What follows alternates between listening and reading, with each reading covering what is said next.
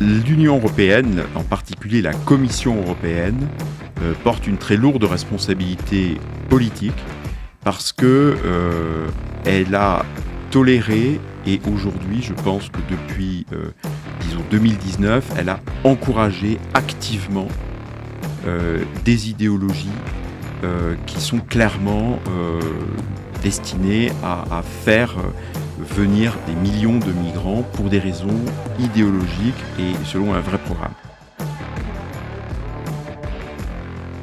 Fabrice Leggeri, vous êtes député français au Parlement européen pour le Rassemblement national et surtout vous êtes l'ancien patron de Frontex. Vous avez participé à notre documentaire qui vient de sortir sur Frontières Plus. Et avant tout, on va commencer par un extrait du documentaire, comme ça tout le monde va voir de quoi on parle. Ou dans quelques secondes, le temps que la régie le prépare. Premièrement, est-ce que vous pouvez nous expliquer ce que c'est que Frontex ? Bonjour et merci beaucoup de m'inviter. Alors Frontex, c'est officiellement l'Agence européenne de garde-frontières et de garde-côtes, c'est son nom officiel. Et son rôle, en tout cas tel qu'il est décrit dans les règlements européens qui créent Frontex, c'est d'aider les États membres de l'Union européenne et les États membres de l'espace Schengen à protéger, à contrôler les frontières extérieures, donc de l'Union européenne, ou plus largement de l'espace Schengen. Protéger contre quoi ? Les entrées illégales, donc une immigration illégale, protéger contre la criminalité et aider à faire fonctionner à la fois le contrôle des personnes dans les postes frontières officiels, donc que ce soit dans les aéroports, les ports maritimes, les postes frontières routiers, éventuellement ferroviaires, mais aussi le contrôle, la surveillance des frontières vertes, c'est-à-dire les forêts, les champs, partout où il n'y a pas de mur et où il n'y a pas de point de passage officiel, et aussi, ce qui est le plus compliqué évidemment, les frontières bleues, les frontières maritimes. Et puis il y a tout un volet également qui consiste à aider les États à renvoyer dans leur pays les étrangers, typiquement, qui font l'objet d'obligations de quitter le territoire, donc les fameuses OQTF que l'on connaît en France. Et la mission de Frontex a l'air d'être assez dévoyée parce que vous en étiez le directeur et vous avez démissionné, être parti... Oui, alors moi je suis arrivé à la direction de Frontex en janvier 2015, c'est-à-dire juste quelques mois avant la grande crise migratoire qui a touché l'Union européenne, d'abord la Grèce, mais toute l'Union européenne. Où l'Allemagne a accueilli 1 million de Syriens. Où Angela Merkel avait dit en septembre 2015... 1 million de personnes, c'est pas difficile, nous allons réussir.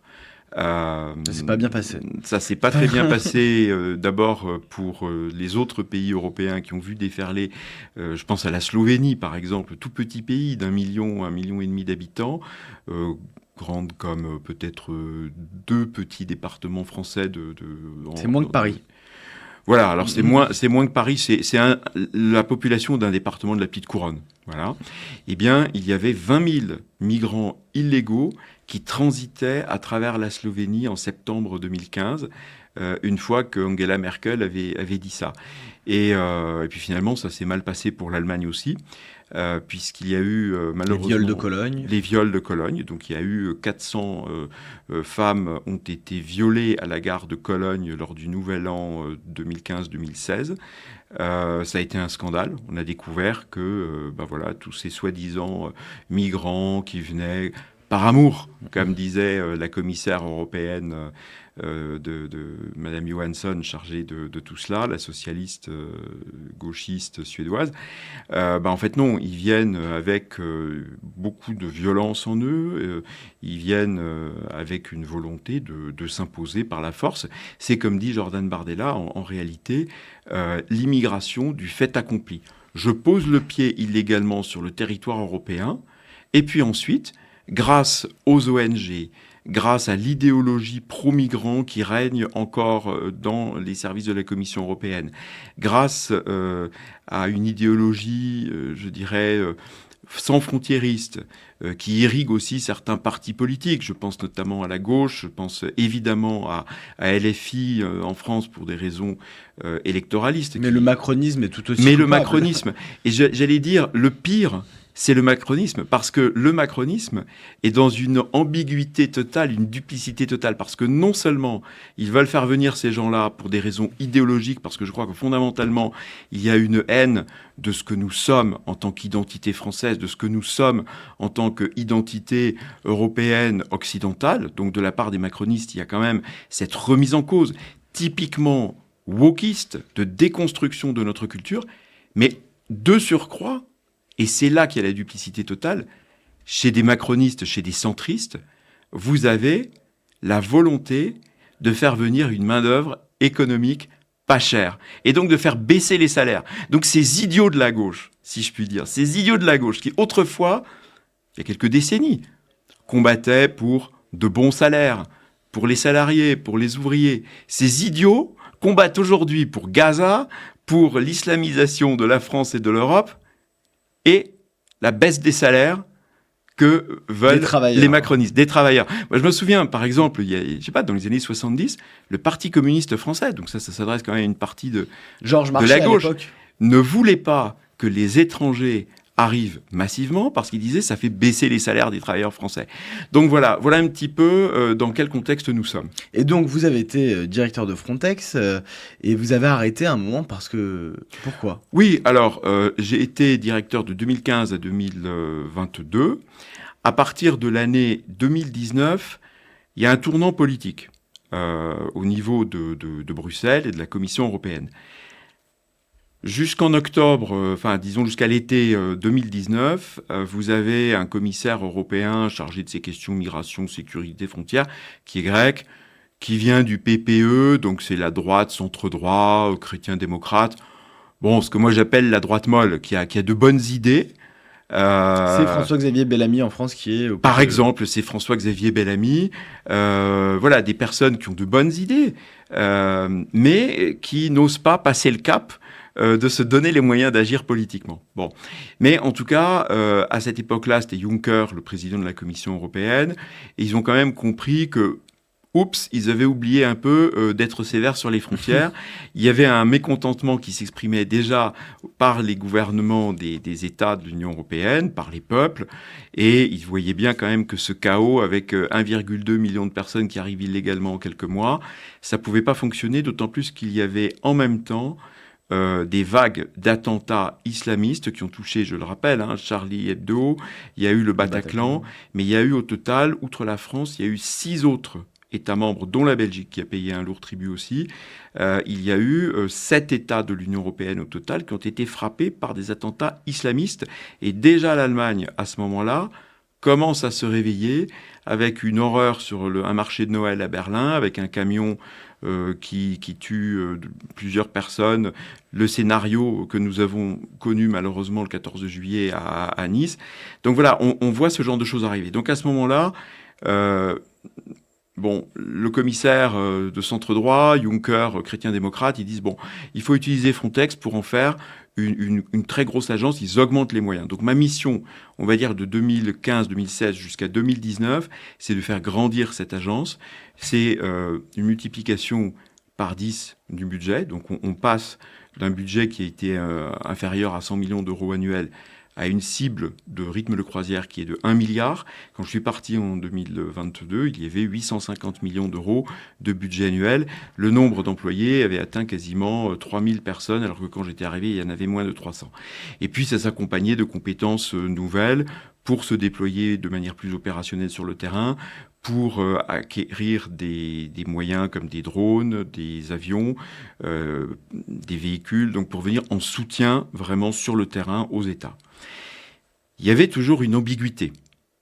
Et cette ambiguïté, elle existait depuis le début, c'est-à-dire que il y avait à Bruxelles, il y avait dans l'agence, parmi les employés, je dirais des infiltrés des ONG, des représentants de cette idéologie selon laquelle gérer les frontières, c'est accueillir les migrants, y compris les migrants illégaux, et peut-être même surtout les migrants illégaux, au nom des sacrés droits fondamentaux, qui, curieusement, sont toujours les droits fondamentaux des étrangers, et beaucoup moins les droits fondamentaux des Européens, beaucoup moins finalement notre droit fondamental en tant que peuple français, en tant que nation européenne, d'avoir droit à une continuité historique de notre identité.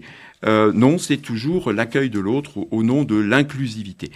Et donc, j'ai réussi, si vous voulez, jusqu'en 2019, jusqu'à la période avant la commission von der Leyen et avant la commissaire Johansson, j'ai réussi à développer.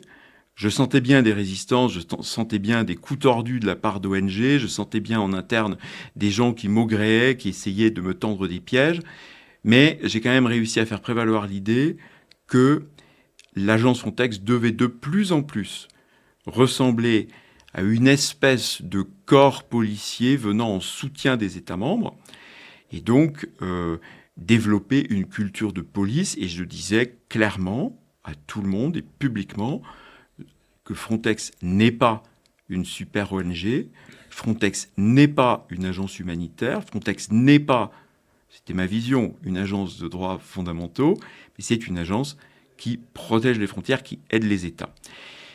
À partir de 2019, eh bien, vous avez von der Leyen qui est pour la première fois élue présidente de la Commission.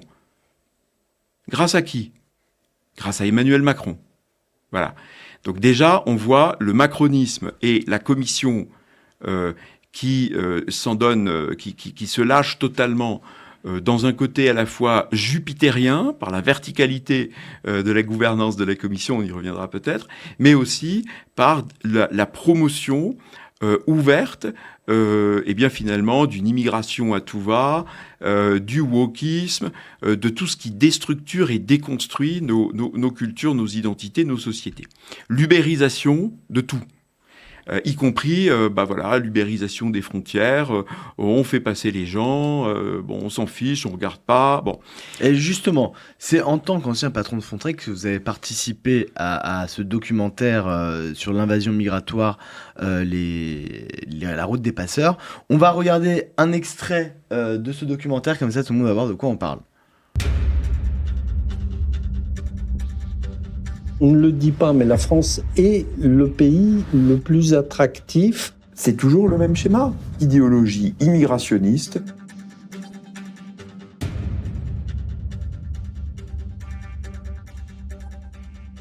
Nous ne sommes pas armés, c'est vrai, il faut le dire. Moi, je suis allé en France. Et c'est un pays aussi là où il y a l'aide sociale. Donc pour les aides sociales aussi. Bien sûr, ouais.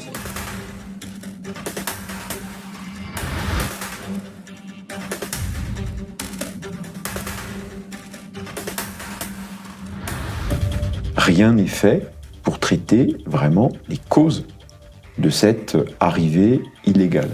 L'Europe est l'une des zones, si ce n'est la zone la plus ouverte au monde. Ce qui est certain, c'est qu'aujourd'hui, l'état actuel du régime de Schengen n'est plus adapté à la réalité de la situation migratoire de l'Europe.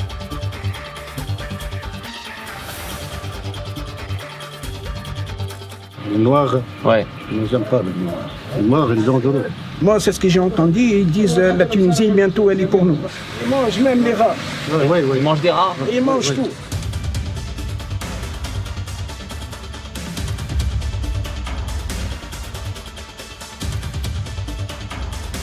La réponse est assez simple quand on connaît un peu l'Afrique. C'est qu'il y a à tous les échelons, à tous les niveaux, une corruption immense.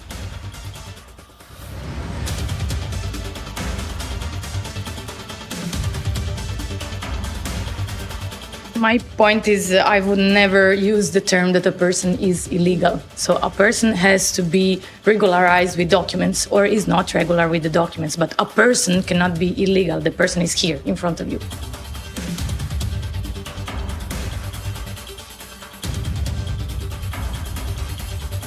En matière de maîtrise de l'immigration, il faut commencer par les b.a.-ba. Nous devons contrôler sérieusement les frontières extérieures de l'Union européenne.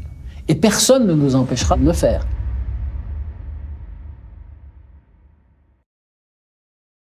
Est-ce que cette organisation de l'immigration est organisée en réalité par l'Union européenne aujourd'hui ? Je pense que l'Union européenne, en particulier la Commission européenne, porte une très lourde responsabilité politique parce que elle a toléré Et aujourd'hui, je pense que depuis, disons, 2019, elle a encouragé activement des idéologies qui sont clairement destinées à faire venir des millions de migrants pour des raisons idéologiques et selon un vrai programme. Je dirais que on organise l'invasion migratoire. Oui, je dirais que jusqu'en 2019, c'était une espèce d'angélisme, qui considérait que l'Europe, la construction européenne avait toujours, contribué à faire baisser les contraintes des frontières. Mais ça, c'était la création du marché intérieur européen. C'était la création de l'espace Schengen de libre circulation, mais à l'intérieur de l'Europe. Donc, si vous voulez, il y avait une espèce de mentalité dans la Commission européenne qui avait du mal avec la construction, le renforcement d'une frontière, c'est-à-dire en réalité tracer le trait entre ce qui est l'intérieur de l'Europe et ce qui ne l'est pas. Et si vous couplez ça avec le débat sur les élargissements de l'Europe, vous vous rendez bien compte... On veut faire entrer la Turquie aujourd'hui. Alors certains, la Turquie a toujours un statut de candidat. Bon, c'est une vieille lune. Tout le monde sait que, franchement, personne n'en veut. Il y en a qui en veulent. Hein. Alors, il y en a qui en veulent, mais les citoyens, les peuples... mais on les écoute pas, les peuples. On n'écoute pas les peuples. C'est le but de l'Union européenne, c'est pas d'écouter le peuple. Voilà. Que je sache. Et depuis, si vous voulez, depuis 2019, avec Johansson, qui était la commissaire européenne chargée de l'immigration, et avec von der Leyen, qui est quand même, je dirais, l'espèce de clone de Macron au niveau de la Commission européenne, mais un Macron qui arriverait à faire des choses, parce que von der Leyen arrive à faire des choses toxiques. Alors qu'en réalité, Macron ne contrôle quasiment plus rien. Et ça explique aussi pourquoi nous sommes, hélas, dans une telle situation catastrophique en France. Mais pour revenir à la question de la frontière, je pense qu'à partir de 2019, la commissaire européenne, Madame Johansson, lors de notre premier entretien, à l'époque je suis directeur de l'agence Frontex, c'est en octobre 2019, je lui explique ce que nous sommes en train de faire, c'est-à-dire que j'avais la mission pour le 1er janvier 2021, de déployer un corps européen de garde-frontières en uniforme avec arme à feu qui comportait pour la première fois dans l'histoire des agents publics de l'Union européenne, c'est-à-dire des espèces de fonctionnaires, des contractuels publics de Frontex en uniforme avec une arme à feu et la possibilité d'user de la force, de la contrainte, proportionnelle certes, mais de la contrainte quand même, sous, évidemment, le commandement des États où sont déployés les agents de Frontex.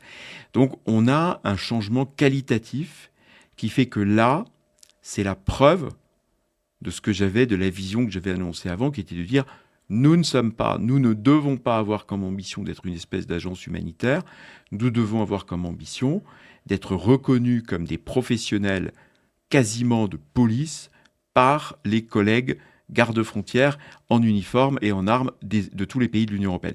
Et là, ce changement est inacceptable pour Madame Johansson et pour les lobbies qui la soutiennent. Et elle me dit, mais vous n'avez pas besoin d'uniforme, vous n'avez pas besoin d'armes à feu parce que votre mission, c'est d'accueillir les migrants, parce que les migrants viennent par amour. Et c'est là peut-être encore plus... je dirais beaucoup moins idéaliste et beaucoup plus insidieux et beaucoup plus dangereux par rapport à l'essence même de notre identité. Et elle rajoute que ça vous plaise ou non. Et là, elle me menace. Que ça vous plaise ou non, votre mission, c'est de les accueillir parce que l'Europe est un continent vieillissant et donc vous devez laisser rentrer les migrants. Donc, ça s'appelle un projet organisé de remplacement de population. C'est un projet organisé de submersion migratoire à grande échelle. C'est un projet, en tout cas, de rupture dans notre droit à la continuité historique et la continuité de nos identités en tant que nations européennes. Et là, ça me révulse. Et à partir de ce moment-là, il y a de plus en plus des tensions politiques entre cette commissaire européenne et moi. Malheureusement, c'est la période aussi de la pandémie, à partir de 2020. Il y a une exacerbation des conflits entre la Turquie, toujours la Turquie, et l'Union européenne. La Turquie, à partir de fin février 2020, ça correspond quasiment au début de la pandémie, la Turquie annonce de lâcher des dizaines, centaines de milliers de migrants Parce qu'il faut vers expliquer, l'Union européenne. la Turquie a un énorme stock de clandestins qui essayent d'accéder en Europe. On paye des milliards et des 6 milliards. 6 milliards à la Turquie pour qu'elle garde ses clandestins chez elle, mais elle nous menace assez régulièrement d'ouvrir les vannes si on donne pas plus d'argent ou si on n'est pas d'accord sur leur politique. Voilà. D'ailleurs, je voudrais vous dire que récemment encore, le représentant permanent de la Turquie à Bruxelles a cherché à ouvrir une polémique contre moi. Parce que j'ai posé une question écrite à la Commission européenne en demandant l'évaluation que fait aujourd'hui, en 2025, la Commission européenne par rapport au respect par la Turquie de ses engagements, parce que la Turquie, lors de la déclaration Union européenne-Turquie de 2016, s'était engagée à reprendre eh bien, des migrants qui étaient partis de Turquie pour aller vers l'Union européenne, en tout cas vers la Grèce. Bon. Le représentant de la Turquie aujourd'hui m'écrit une lettre en disant que l'Union européenne ne tient pas ses promesses parce que la Turquie doit être acceptée, elle a un statut de candidat, qu'il faudrait supprimer le visa pour les Turcs venant de l'Union européenne. Donc vous voyez qu'il y a tout un marchandage politique qui continue. Et donc, pour revenir à 2019-2020 et à l'exacerbation des tensions, pendant la période de la pandémie, je dirais qu'il y a une suspension de toutes les libertés politiques également. Et la gouvernance de Frontex se fait à partir de ce moment-là, pendant 2 ans, par visioconférence. Donc moi, pendant 2 ans, je ne vois pas les membres du conseil d'administration, qui fondamentalement sont pour la protection des frontières. Et à ce moment-là, on a la Commission européenne qui fait le hold-up sur le conseil d'administration. Et il y a, fort opportunément, on va dire, un coup monté, bien évidemment, en octobre 2020, des journaux style Der Spiegel en Allemagne, des soi-disant journalistes d'investigation dont en réalité on voit que les financements mènent à Soros. Ils reçoivent des bourses pour faire des investigations. Ils reçoivent fort opportunément des vidéos bidons, trafiqués, on ne sait pas trop le statut. Personne n'a voulu en faire une analyse de police scientifique parce qu'ils m'ont dit de toute façon ces vidéos ont été altérées. En tout cas, des vidéos où on voit des pushback, le gros fantasme de toutes ces ONG, c'est de dire ah bah regardez, Frontex aide les gardes-côtes grecs à repousser les migrants, à les empêcher de rentrer, etc. Et à partir de ce moment-là, la cabale qui était, si vous voulez, en préparation depuis longtemps contre moi, se met en ordre de bataille. Il faut absolument m'exécuter politiquement. Pour quelle raison ? Parce que d'abord on est à minuit moins 5 par rapport à la création du corps européen de garde-frontières en uniforme et en armes, qui était prévu pour le 1er janvier 2021. Certains avaient espéré à Bruxelles et dans les ONG qu'à cause de la pandémie, nous n'arriverions pas à faire les recrutements, que nous n'arriverions pas à préparer tout ça, et nous étions presque à l'heure, conformément au plan. On m'a supprimé 40% du budget par un tour de passe-passe. La Commission européenne a dit non, mais voilà, il faut réduire le budget. On a fait des tours de passe-passe techniques auxquels presque personne n'a rien compris, qui étaient de réduire les grades élevés qui me servaient dans les autorisations d'emploi de personnel pour m'empêcher de pouvoir recruter les groupes, je dirais, de chefs d'équipe du corps, chefs d'équipe en uniforme et en armes, hein, genre un peu chef d'une équipe de policiers. Donc ça, on a voulu m'empêcher de le recruter. Et malgré tout ça, j'ai continué droit dans mes bottes en disant la mission, c'est le 1er janvier 2021, on doit livrer un corps européen de garde-frontières en uniforme, en armes, pour aider les États membres, envers et contre tout. Et alors à ce moment-là, en octobre 2020, on est à moins de 2 mois, et nous avions commencé à parler, j'avais commencé à parler avec mes cadres, de la cérémonie du 1er janvier 2021, de comment nous voudrions communiquer massivement sur le fait que ça y est maintenant, il y a un corps en uniforme et arme à feu, usage de la force. Et donc je pense que là, c'en était trop. On savait que la Turquie, pour des raisons géopolitiques, ne voulait pas de ça. La Turquie m'avait donné des leçons pendant de très nombreuses années sur le fait qu'il n'était pas content d'avoir Frontex du côté grec. Donc il y avait, si vous voulez, un gouvernement, la Turquie, qui poursuit des objectifs géopolitiques face à l'Union européenne. Vous avez la commissaire européenne, donc qui est gauchiste, qui est complètement acquise à la cause des migrants, qui est porte-parole quasiment des ONG. Vous avez des ONG dont certaines sont puissantes. Vous avez des ONG inspirées ou financées par Soros. Et vous avez au Parlement européen la gauche, les gauchistes, et tout ça se coalise pour me faire chuter avec, évidemment, des complicités à l'intérieur de l'agence. Parce que c'était infiltré de gens que je n'ai malheureusement pas pu, je dirais, expurger. Et je pense qu'une reprise en main de l'agence, si on veut vraiment en faire une agence de contrôle des frontières, passera par une purge de tous les gens qui ne partagent pas l'objectif et la vision du contrôle des frontières. En attendant, depuis votre départ de Frontex, c'est bien devenu une ONG d'aide aux migrants. Dans le reportage que vous pouvez retrouver sur Frontières Plus, on voit bien, il y a une personne de Frontex sur l'île d'Enero, je crois, qui est là, non pas pour empêcher les clandestins de rentrer, mais il est là pour vérifier que les droits de l'homme sont bien respectés quand la Croix-Rouge récupère les clandestins qui sont arrivés en bateau. L'Espagne, aujourd'hui, avant c'était beaucoup de clandestins qui débarquaient par l'Italie. Depuis que Meloni est au pouvoir, les flux se sont quand même bien réduits, comme quoi quand on veut, on peut. Mais l'Espagne, elle, a un gouvernement de gauche. Elle a promis de régulariser 900 000 clandestins dans les 3 prochaines années. C'est un signal d'ouverture du gouvernement espagnol que les clandestins ont bien entendu. Donc même si l'Union européenne voulait faire quelque chose contre, on a quand même le problème des États-nations qui, en faisant cette politique, influencent sur tout le reste de l'Europe, parce que les clandestins qui vont arriver en Espagne ne vont pas rester en Espagne pour très longtemps. Le niveau de vie est beaucoup moins élevé qu'en France ou en Angleterre ou en Allemagne. Et mine de rien, à partir du moment où ils les régularisent, on ne peut plus rien faire. Alors, ce que vous dites est tout à fait exact. Grâce à la politique menée en Italie par le gouvernement de Giorgia Meloni, auquel appartient notre allié, Matteo Salvini, qui forme avec nous un groupe au Parlement européen, l'Italie a réussi à réduire de près de 60% en une année les arrivées illégales par la Méditerranée centrale par bateau.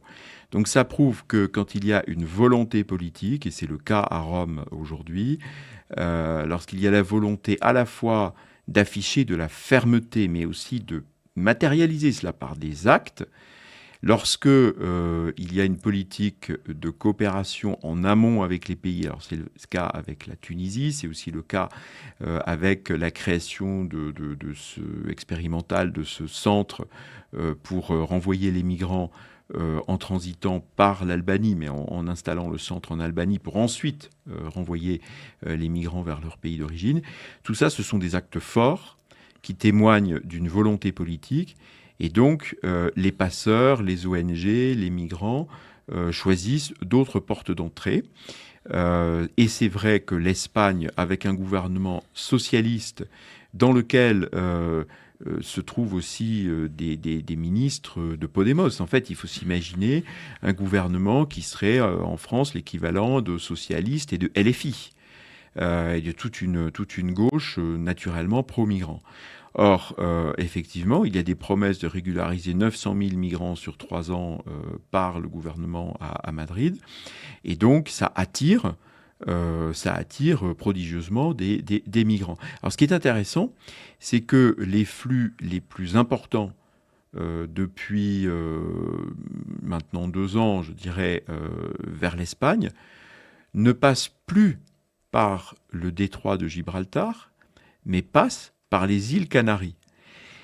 C'est que finalement des pays comme le Maroc, je dirais que des pays du Maghreb au sens large, voient bien qu'ils sont sur la route migratoire de l'Afrique subsaharienne. Et je crois que d'ailleurs, dans le reportage, il y a des interviews de Tunisiens dans la rue qui disent ça avec leurs mots.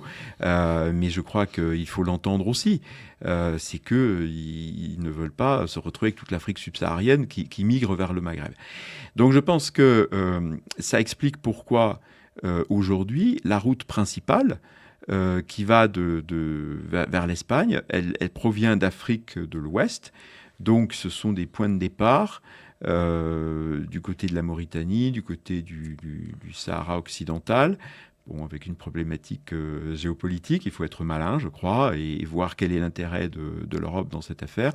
Pour moi, l'intérêt est très clair, c'est que les départs ne soient pas possibles à partir de la côte de l'Afrique de l'Ouest. C'est aussi l'intérêt des migrants parce que c'est extrêmement dangereux et que donc il peut y avoir de très nombreuses victimes. Là, on parle de faire 100 km et parfois plusieurs centaines de kilomètres sur l'océan Atlantique avec des petites barques. Donc c'est totalement suicidaire parfois. Bon. Mais il y a eu 46 000 arrivées clandestines dans les îles Canaries en 2024. Alors, que font ensuite les autorités? Alors, vous voyez, c'est quand même prodigieux parce que dans le même temps, il y a eu à peu près 66-67 000 arrivées par la route de la Méditerranée centrale qui était traditionnellement, je dirais, l'autoroute de l'immigration illégale depuis que j'étais d'ailleurs directeur de Frontex, enfin bien avant. Et donc vous avez aujourd'hui 46 000, enfin en 2024, 46 000 arrivées par l'Afrique de l'Ouest vers les Canaries. C'est 47 000 clandestins juste en 2024 sur la minuscule île des Canaries. Voilà, alors dans les Canaries, c'est un archipel, il y a plusieurs îles, mais donc si vous voulez, les îles Canaries forment un archipel qui constitue une région dans le cadre du Royaume d'Espagne, une région avec une certaine autonomie politique. Mais qui sont dans l'espace Schengen. Et qui sont dans l'espace Schengen. Donc ce n'est Donc pas... dès qu'un clandestin met les pieds là-bas, il est dans l'espace Schengen, on ne peut plus rien faire. Il est dans l'espace Schengen et donc ça veut dire que il peut prendre un avion, il peut prendre un bateau. Et en fait, ce qui se passe aussi, c'est que pour des raisons de gestion de l'immigration, comme on dit en langage bruxellois inclusif pro-migrant, il gère l'immigration, c'est-à-dire que les îles Canaries sont trop petites. Il n'y a pas assez de ressources, il n'y a pas assez de place, il y a tout simplement... c'est pas vivable de garder tous ces gens sur les îles Canaries. D'ailleurs, ils veulent pas y rester. Et donc, il y a des transports organisés aussi vers le continent, vers l'Espagne continentale. Et une fois que vous êtes un migrant en situation illégale en Espagne continentale, eh bien, vous pouvez continuer votre chemin vers le nord. Et là, ou même l'Espagne va vous régulariser, comme elle le promet. Alors, l'Espagne régularise. Alors, si c'est une régularisation, bon, après, il faut regarder le type de titre de séjour qu'il donne. Mais effectivement, il faut savoir qu'un étranger non européen qui a reçu un titre de séjour dans l'un des États de l'espace Schengen a le droit de circuler légalement dans les autres pays de l'espace Schengen. Il n'a pas le droit d'y travailler, il n'a pas le droit de s'y établir, si vous voulez, mais il a en tout cas le droit de circuler. Mais pour des gens qui veulent tout simplement circuler et puis vivre et travailler clandestinement quelque part, c'est une aubaine. Et si vous rajoutez le fait que nos lois en France sont laxistes et que vous avez vu les gouvernements, que ce soit le gouvernement Bayrou, que ce soit le gouvernement Barnier, ils ne veulent pas supprimer l'aide médicale d'État aux étrangers. Ils ne veulent pas une politique de bon sens qui est de dire, quand on est en situation illégale dans un pays, la France en l'occurrence, quand on a reçu une obligation de quitter le territoire français et qu'on a 8 jours pour se faire, comment se fait-il qu'on puisse continuer à inscrire ses enfants à l'école? Comment se fait-il qu'on puisse continuer à recevoir des prestations de la sécurité sociale? Comment se fait-il que l'on puisse rester dans des HLM alors que les Français modestes qui travaillent n'ont pas de logement décent? Comment? Pourquoi? Tout ça, c'est les gouvernements de M. Macron. C'est tout ce que nous vivons et c'est la raison pour laquelle il faut une vraie alternance en France parce que il y a aussi des moyens d'action sur notre propre territoire. Et je dirais que le Rassemblement national a les solutions qui nous permettraient de reprendre également le contrôle et la souveraineté par rapport à tout ça. Alors, sur la question des visas, des régularisations des clandestins, on voit dans le documentaire, sur Frontières Plus toujours, n'oubliez pas d'aller le voir, que les ONG en fait racontent aux clandestins quelles histoires dire. Donc en fait, on a un dévoiement du droit d'asile. Ils viennent majoritairement pour des raisons économiques, mais ça il faut pas le dire parce que les visas pour des raisons économiques sont très compliqués à avoir. Donc on leur dit qu'ils disent qu'ils sont des réfugiés politiques ou ils viennent de pays en guerre. Que je sache, aucun de des pays desquels viennent les clandestins ne sont des pays en guerre, ni le Sénégal, ni la Mauritanie, ni la Syrie n'est même plus en guerre d'ailleurs. Il y avait une proposition de Retailleau d'arrêter tout de suite les visas pour les Syriens, étant donné que le pays est de nouveau stable. Mais les ONG leur disent de mentir, en fait. Et les contrôleurs légaux des pays acceptent ces mensonges. Alors effectivement, il y a tout un récit qui aide les migrants à dévoyer le droit d'asile. C'est une honte, parce que ça veut dire que les vraies personnes ont besoin d'asile et ont besoin de protection, n'arrivent pas à avoir accès à l'asile, que ce soit en France ou en Europe, dans des délais raisonnables, parce que le système est encombré de tous ces clandestins qui sont aidés par les ONG, qui sont aidés par des gouvernements complaisants, comme c'est le cas en France avec les gouvernements d'Emmanuel Macron. Et il faut absolument des mesures, je dirais, de grande fermeté à la frontière. Alors, il y a des récits, moi je l'ai vu, quand j'étais directeur de Frontex, j'allais voir en Italie, là où était déployé Frontex, j'allais en Grèce, en Espagne et dans différents autres endroits. Partout où vous avez les ONG, vous avez le mode d'emploi, vous avez des conseillers juridiques. Alors bon, il y a tout un rôle qui est donné aux ONG pour permettre aux migrants de défendre, entre guillemets, leurs droits. Des rôles régaliens. Des rôles régaliens qui sont délégués, qui sont de facto sous-traités, mais non pas à des organismes privés qui respecteraient un cahier de charges scrupuleusement. C'est délégué à des militants gauchistes. On ne peut pas faire ça, si on est honnête. Avec l'argent public. Avec l'argent public, avec l'argent des Français, et au niveau européen, avec l'argent des Français, plus l'argent d'autres Européens qui payent au pot. Mais je pense que le scandale, c'est que finalement, le droit d'asile ne peut pas profiter à ceux qui en ont besoin, et il encombre les moyens, il monopolise, il accapare les dispositifs sociaux pour des gens qui n'ont rien à voir avec l'asile. Et il y avait, moi je me souviens, il y a quelques années, sur l'île de Lesbos, en Grèce, lorsque je visitais les activités de Frontex, je voyais ce que les ONG affichaient, un tableau des aides sociales dans les différents pays européens. C'est incroyable. Alors il y avait... C'est incroyable. On dit aux clandestins, regardez, voilà. vous pouvez faire votre marché, où est-ce que vous voulez aller ? Exactement. Donc il y avait en tête, dans les 5 pays de tête où il fallait vraiment réussir à aller, bon, il y avait la France, il y avait l'Allemagne, à l'époque il y avait les Pays-Bas, la Suède, la Suisse, enfin voilà. Donc ça, c'était les endroits où il fallait aller. Et puis il y avait les pays à éviter. Alors, les pays à éviter, il fallait pas aller en Bulgarie, parce qu'en Bulgarie, je crois que par mois, ça devait être 50 € d'aide. Alors là, mais c'est normal, parce que le salaire minimum en Bulgarie à l'époque, il était à peu près de 250 € par mois. Donc, il faut quand même garder le sens des réalités. Et donc, vous avez une aide objective de ces ONG au maintien en situation illégale, combinée ensuite par le rôle d'avocats militants, mais qui là encore sont payés. Par exemple, en France, il y a l'aide juridictionnelle. Donc vous voyez que des étrangers, même en situation illégale, on nous dit, il y a des jurisprudences qui le disent, que voilà, il faut continuer à leur donner les aides. Donc tout est fait pour que des étrangers en situation illégale puissent violer nos frontières, avec l'aide d'ONG payée par l'argent public, Et tout est fait pour qu'ils se maintiennent. En faisant obstacle à l'exécution des décisions administratives d'expulsion.